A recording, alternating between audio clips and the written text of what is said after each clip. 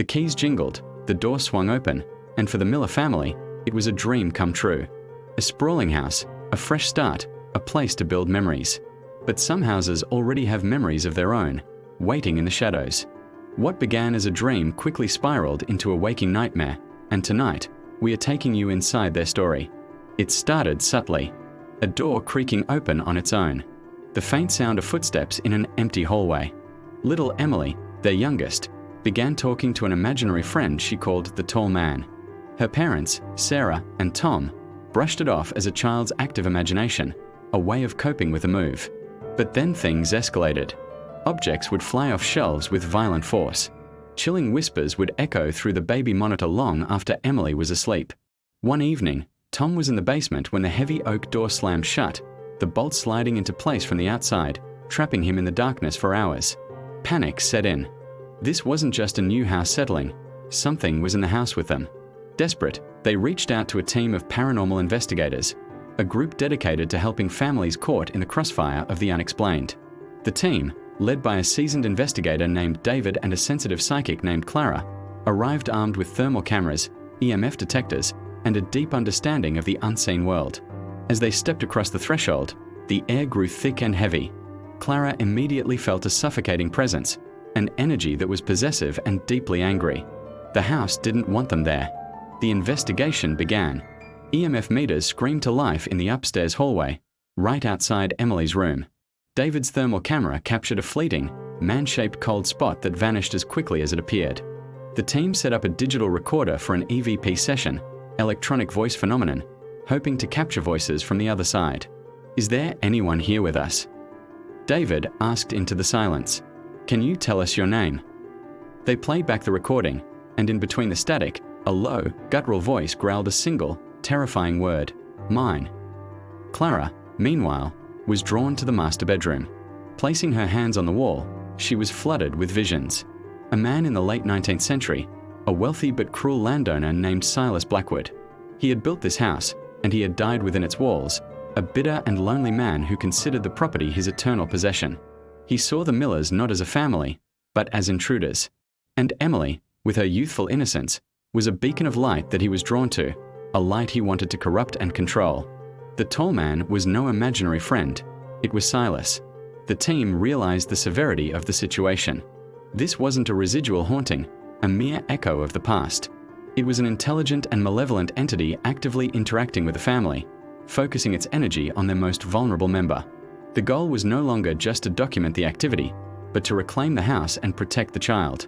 David explained to Sarah and Tom that Silas was feeding off their fear. The more scared they were, the stronger he became. The first step was to stand their ground. The investigators decided to conduct a cleansing, but knew it would be a battle. They gathered the family in the living room, the heart of the home. Clara began to speak, her voice calm but firm, addressing Silas directly. She spoke of light, of peace, and of crossing over. As she spoke, the house fought back. The lights flickered violently, a window pane cracked from the pressure, and a deep, angry roar echoed from the upstairs. Emily began to cry, pointing to the corner of the room where she could see the tall, shadowy figure of Silas manifesting. David stood in front of her, a protective barrier. He looked towards the corner and spoke with authority. "Silas Blackwood, your time in this house is over. This is no longer your home. This family has brought love and light here, and your darkness has no place in it. You are not welcome here. It's time for you to leave." He held up a crucifix, not as a weapon, but as a symbol of faith and protection. The energy in the room reached a fever pitch. A cold wind swept through the lockhouse, extinguishing the candles they had lit. For a terrifying moment, everything went completely silent and dark. Sarah and Tom held each other and their daughter tightly, their hearts pounding in their chests. And then, as suddenly as it began, it was over. A warmth spread through the room. The lights flickered back on. Clara took a deep breath.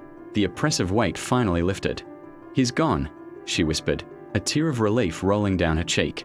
The angry, possessive energy had dissipated, replaced by a sense of calm the Millers hadn't felt since they moved in.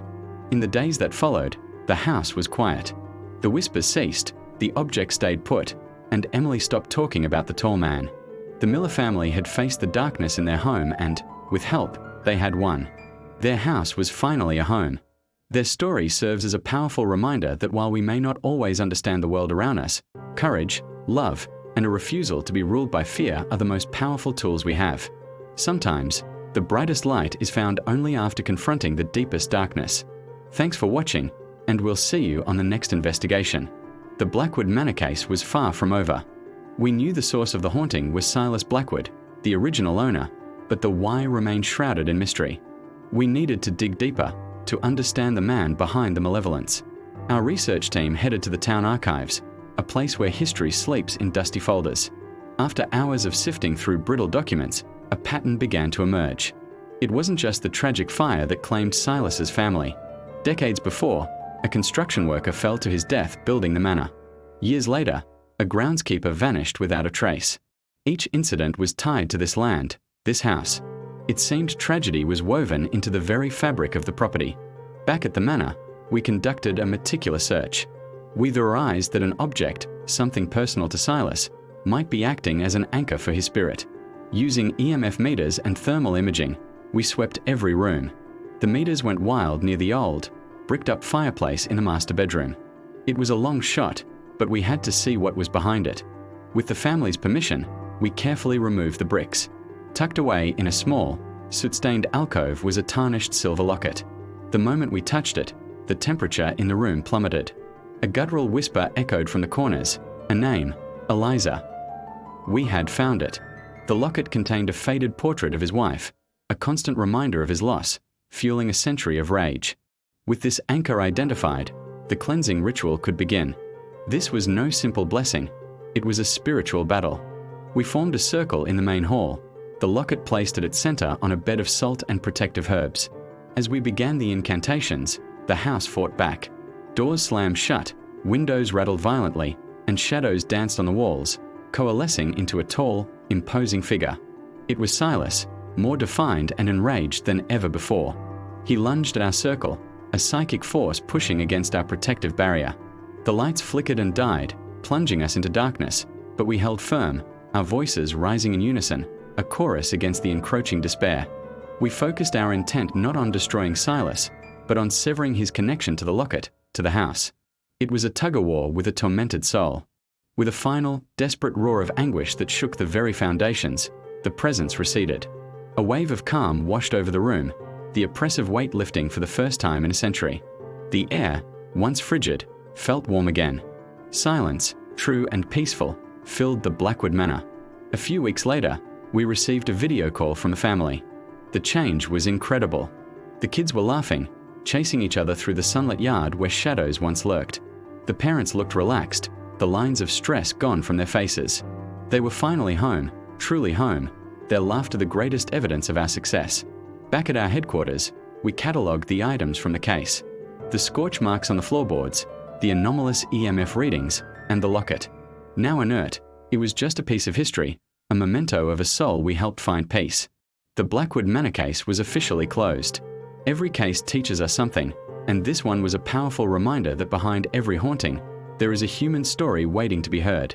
Thanks for watching, and remember to subscribe for more deep dives into the unexplained.